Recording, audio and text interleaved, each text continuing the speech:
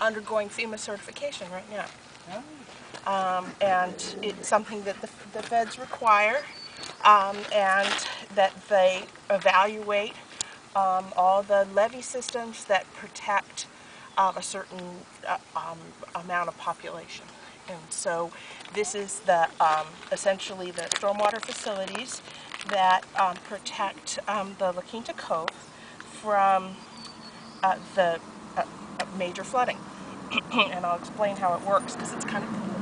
But I should say I'm Monica Swartz. I work at the Coachella Valley Water District. I'm a biologist, and principally are their liaison to various large-scale conservation planning efforts, including salt and sea restoration, lower Colorado River restorations, and various other conservation plans.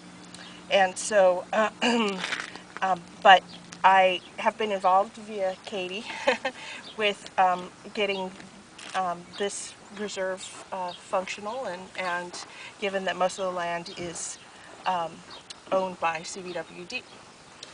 And